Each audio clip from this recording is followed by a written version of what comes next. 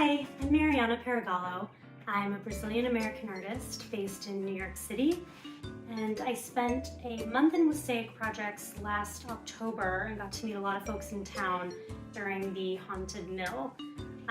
So I'm excited to be back working with you all in a different capacity, this time from my makeshift quarantine studio, also known as my living room.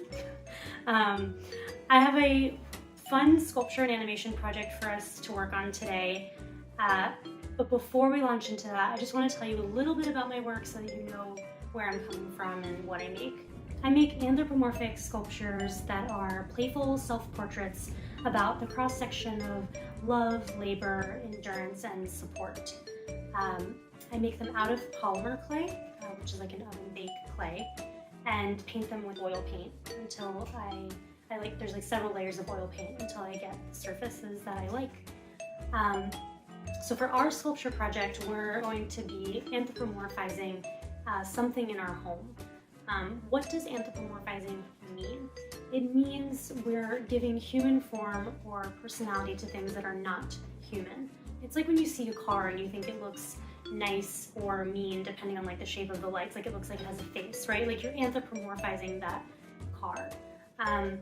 In this case, we're gonna pick an object that we care about in our home and actually give it a human trait, like eyes or hands or feet or, you know, whatever you choose to do. And I wanted to do this because given the situation we're in with COVID-19, a lot of us have been spending maybe more time than usual in our homes. And I'm hoping that this will help bring some of the objects around you to life and allow you to think creatively about them. It's like a way to just imagine new possibilities for the things that we might take for granted. So here's how we're going to do this. First, we're going to pick an object that we want to anthropomorphize. Then we're going to make some clay of our own with simple ingredients that you may have at home or that you can very easily pick up at the grocery store or borrow from a neighbor.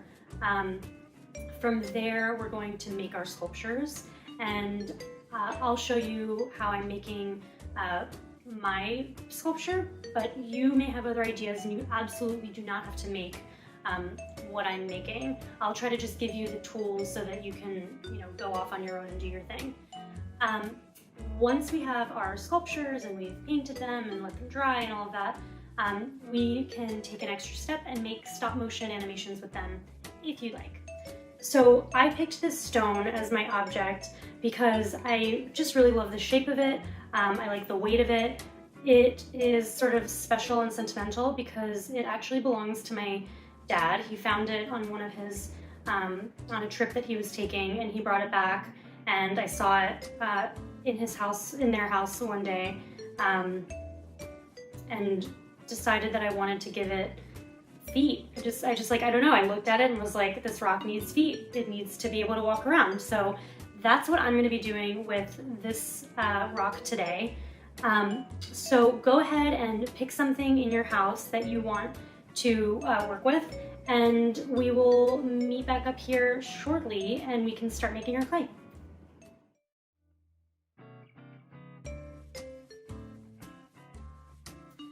All right, so now we're going to make our clay. And to do that, we need 4 ingredients. We just need some all-purpose flour, salt, those are the 2 main ingredients, and then we need canola oil or any other kind of vegetable oil, and some water. So I've already pre-measured. We've got half a cup of flour, a 1/4 cup of salt. I'm going to quickly use half a tablespoon of canola oil. And then we're going to just stir that together.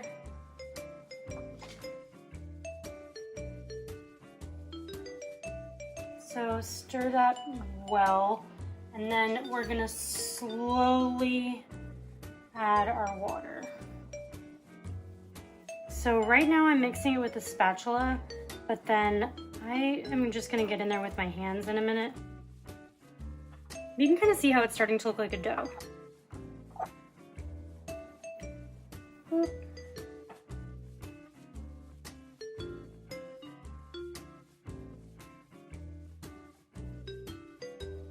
I've got it like mostly combined, but I just want to like get in there with my hands so that I can make sure everything is gelling the way I want it to be.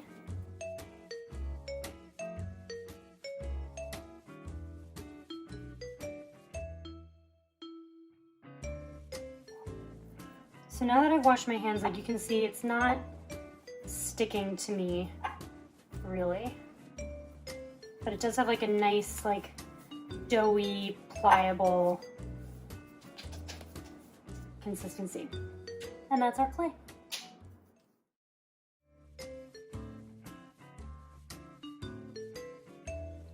Now that I have my clay, I've set up a clean working surface. This is just parchment paper. I have some water, I have a toothpick, I have a pencil, I have some clay that I've added food coloring to, which you can do if you don't have paint at home. And I have my object that I'm going to anthropomorphize. So I picked off a piece of clay. I'm gonna just make sure it's the right size, or whatever size I want in relationship to my object. And then I'm gonna start by rolling it into a ball. And then I'm gonna roll it long ways, like a hot dog, so that it's a little bit more of the shape of a foot. Take a look at your own body while you're making your sculpture, whether you're making hands or feet or a nose or ears or eyes. Look at your own body. What shapes do you see? We wanna start with the basics, right? So we've got this oval shape that I'm then just gonna gently with my fingers make into the shape that's a little bit closer to my foot. So the middle of my foot goes in a little bit, the toes sort of have like a slant, right? But I'm just getting like a general outline, and then from there we can get more specific. And also, I'm not really aiming for hyper-realism here. I'm just trying to get it into a general shape so that when I look at it, I can say, oh yeah, that looks like a foot. One of the best tools for this that you may have lying around is a toothpick, because it'll help you get some nice detail. So I am using the toothpick to draw where I want the toes to be. And if you want, you can leave it at that. You can just draw some lines, maybe draw some toenails, and that can be your feet or your hands or whatever. You can draw on this clay and then cut it out.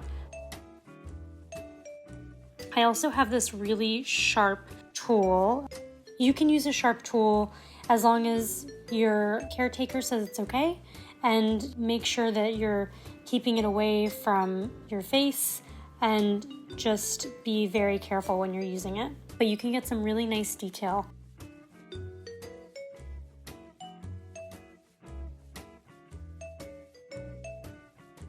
So now I'm going to draw in the toes with a pencil, and then go back in with the toothpick and my sharp tool to get some really, some sharper details.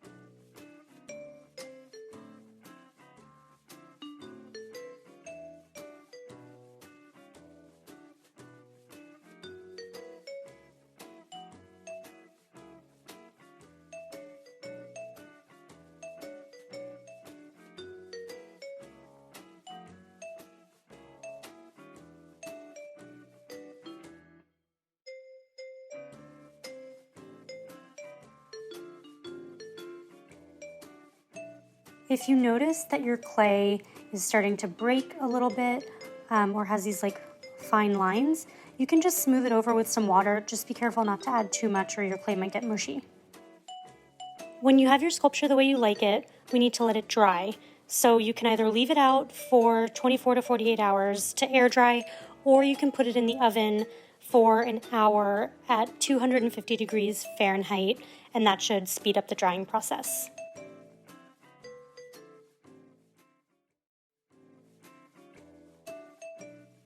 Now that our sculptures are dry, we can bring them to life with paint. I am working with this Liquitex acrylic paint. You can use whatever kind of acrylic you may have, or oil paint. I would be weary of watercolor because it might, make your sculpture mushy. Also, if you don't have paint at home, reach out to us and we'll see what we can do for you.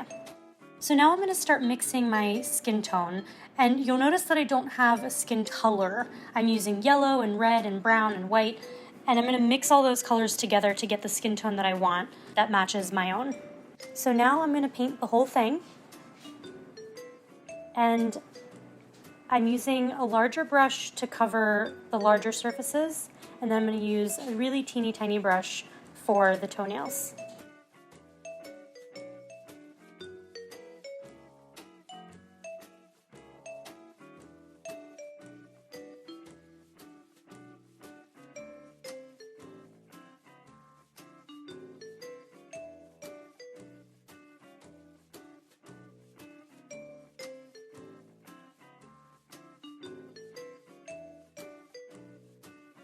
And she's done. My object, my rock, has feet of her own.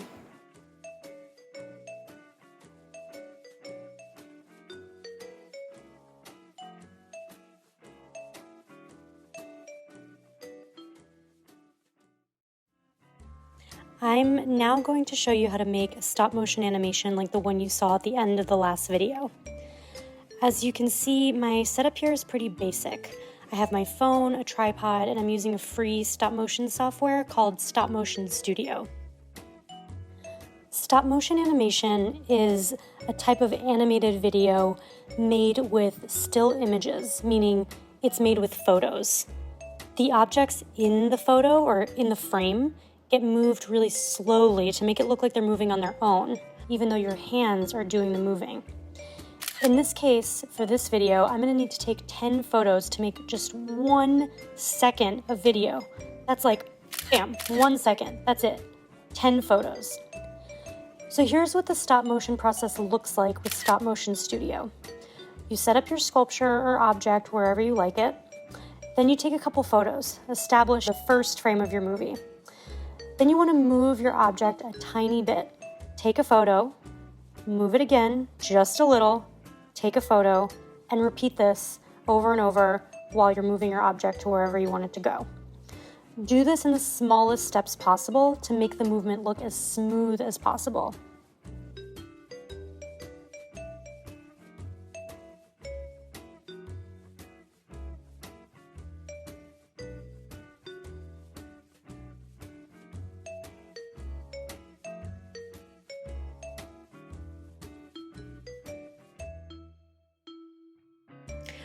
Alright, now I want to watch my video so far. So I clicked on the back button on the upper right hand side of the screen, which takes you to all your photos. And then I press play.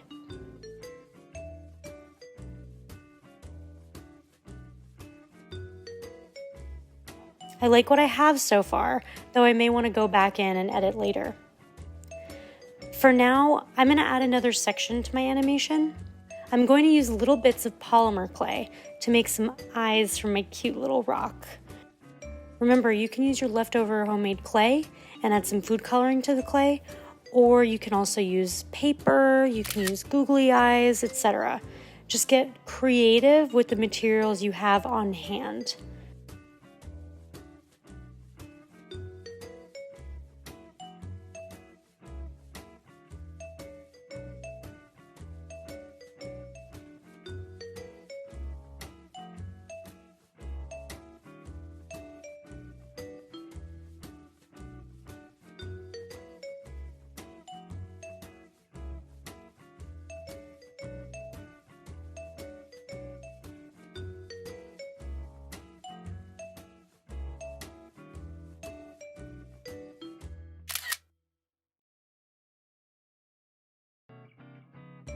All right, now take a look at the bottom right corner of the screen. You'll see a number, so you see 188, 189, 190. That's the number of photos I've taken so far. I ended up with 220 photos and just 22 seconds of video.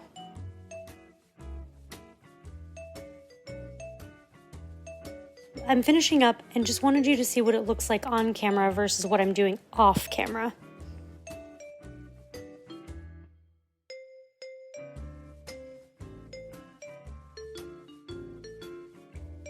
Okay, I've shot everything I wanted to shoot, so now I'm going to rewatch and see if any frames need to be removed or duplicated.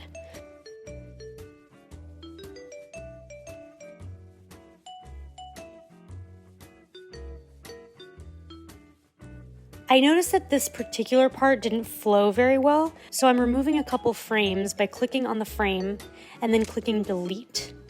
If I wanted to slow movement down, I could actually copy the frame and paste it so that it takes a little bit more time. Now I'm ready to export my final video. Click the icon in the top left corner to return to the main page. Then click on the download arrow, the second icon on the top left. Click Export Movie, and then Save Video. Now you're ready to watch your video and share it.